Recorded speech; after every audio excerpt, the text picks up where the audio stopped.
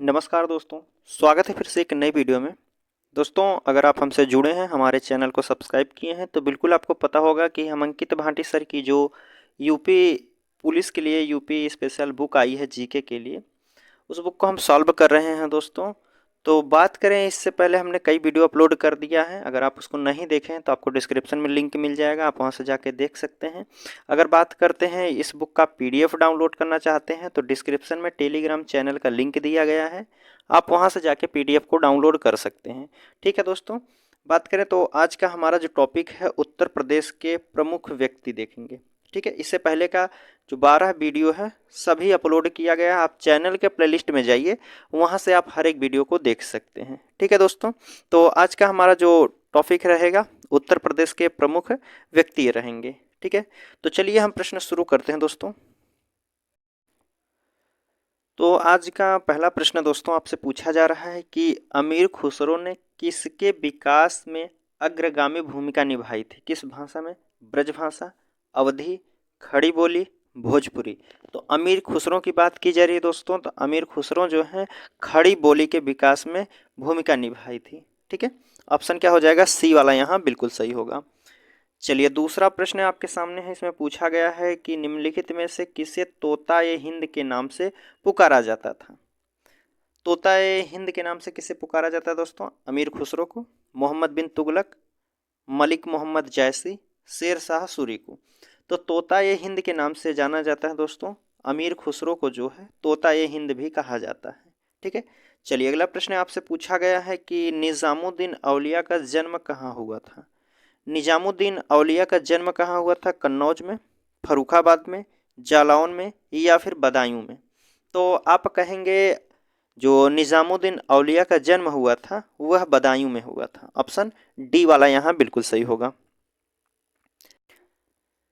इसमें पूछा जा रहा है कि किस सूफी संत को महबूब ए इलाही के नाम से जाना जाता है? महबूब ए इलाही के नाम से किसे जाना जाता है दोस्तों? ख्वाजा मोइनुद्दीन चिश्ती को, बाबा फरीद को, कुतुबुद्दीन बख्तियार काकी को या फिर शेख निज़ामुद्दीन औलिया को? तो महबूब ए इलाही के नाम से जाना जाता है शेख निज़ामुद्दीन औलिया को। ऑप्शन डी वाला यहाँ बिल्कुल सही होगा। चलिए अगला प्रश्न है, पांचवा प्रश्न पूछा जा रहा है कि धनपत राय श्रीवास्तव को कैसे जाना जाता है? धनपत राय श्रीवास्तव को किस नाम से जाना जाता है?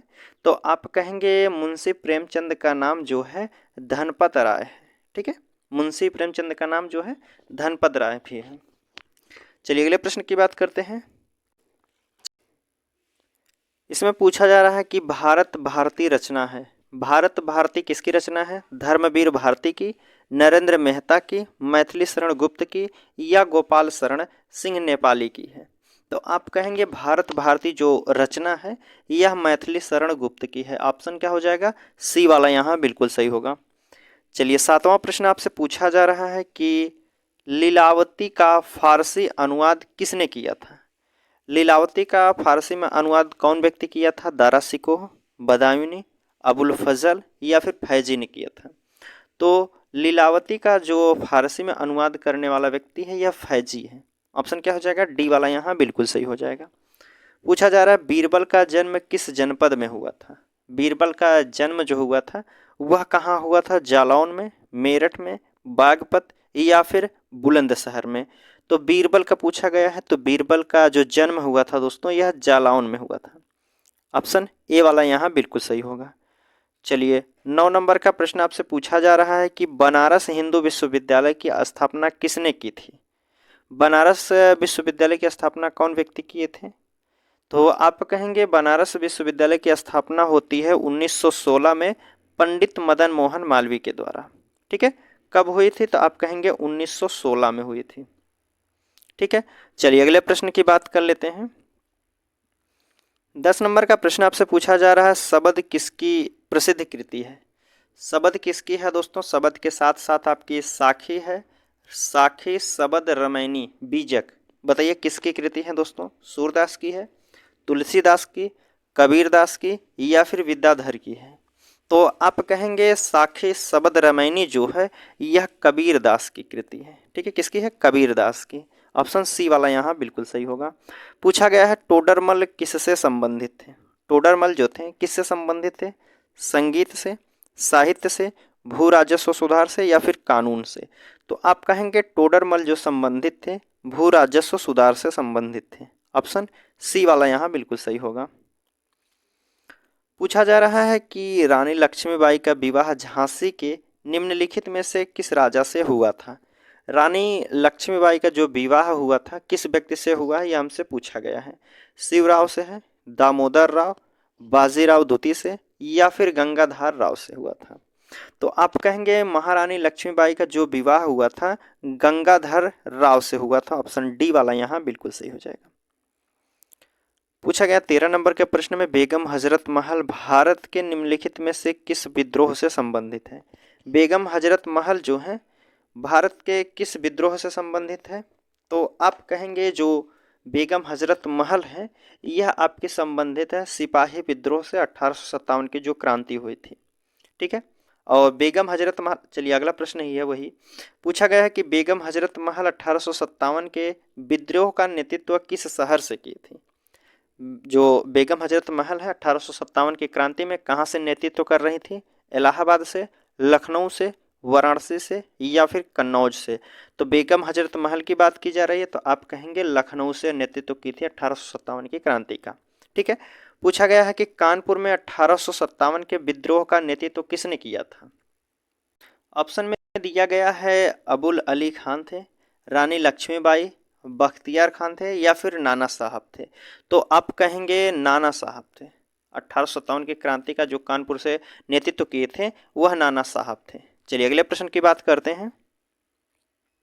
इसमें पूछा जा रहा है हिंदी साहित्य के किस कवि को कलाधर के उपनाम से भी जाना जाता है? कलाधर के नाम से किसे जाना जाता है? प्रेमचंद को, जयशंकर प्रसाद को, कबीर को या फिर तुलसीदास को? तो आप कहेंगे कलाधर के नाम से जाना जाता है जयशंकर प्रसाद को। ऑप्शन क्या हो जाएगा? बी वाला यहाँ बिल्कुल सही होगा। चलिए 17 नंबर का प्रश्न है आपके सामने पूछा गया है कि बिस्मिल अजीमाबादी रचित जो है सरफरोशी की तमन्ना अब हमारे दिल में है को किस क्रांतिकारी ने आज़ादी के नारे के रूप में प्रसिद्ध किया था? कौन व्यक्ति थे जो आज़ादी के नारे के रूप में प्रयोग किए थे सरफरोशी की तमन्ना अब हमारे दिल में है? चंद्रशेखर आज़ाद थे, राम प्रसाद बिस्मिल थे, भगत सिंह थे या फिर अशफाक उल्ला खान थे? तो आप कहेंगे सरफरोशी की तमन्ना अब हमारे दिल में है जो नारा दिए थे यह राम प्रसाद बिस्मिल थे। ऑप्शन क्या हो जाएगा? बी वाला यहाँ बिल्कुल सही होगा। चलिए अगला प्रश्न है आपसे पूछा गया है, पूछा जा रहा है लाल बहादुर शास्त्री का जन्म कब हुआ था? यह पूछा था लाल बहादुर शास्त्री का जन्म कब हुआ था? 12 अक्टूबर 1904 को, 2 अक्टूबर 1904, 2 अक्टूबर 1869 या फिर 12 अक्टूबर 1869 में हुआ था? तो आप कहेंगे लाल बहादुर शास्त्री का जो जन्म हुआ था 2 अक्टूबर 1904 को हुआ था। कब हुआ था? 2 अक्टूबर 1904 को। ऑप्शन बी वाला यहाँ बिल्कुल सही हो जाएगा। और कहाँ हुआ था पूछ लिया जाए कि लाल बहादुर शास्त्री का जन्म कहाँ हुआ तो आप कहेंगे मुगल सराय में। और इनका एक प्रसिद्ध नारा है जय जवान जय किसान। और 1964 में लाल बहादुर शास्त्री जो हैं 1964 में दूसरे प्रधानमंत्री बने थे। ठीक है, चलिए अगले प्रश्न की बात कर लेते हैं। पूछा गया है कि किस रचनाकार के बचपन का नाम राम बोल था? कह रहा है कि किस रचनाकार के बचपन का नाम जो था राम बोला था, यह पूछा गया है। विद्यापति का था, तुलसीदास का, कबीरदास का या फिर केशवदास का? तो बचपन का नाम जो राम बोला था यह था दोस्तों तुलसीदास का नाम, बचपन का नाम जो था राम बोला था। चलिए 20 नंबर का प्रश्न पूछा जा रहा है कि काकोरी केस से किस क्रांतिकारी को गोरखपुर जेल में फांसी की सजा दी गई थी? काकोरी केस से कौन व्यक्ति थे जिन्हें गोरखपुर जेल में फांसी दी गई थी? राजेंद्र नाथ लाहिड़ी थे, अशफाक उल्ला खान थे, राम प्रसाद बिस्मिल थे या फिर रोशन सिंह थे? तो आप कहेंगे काकोरी केस में जो गोरखपुर जेल में फांसी दी गई थी यह राम प्रसाद बिस्मिल थे। ऑप्शन सी वाला यहाँ बिल्कुल सही होगा।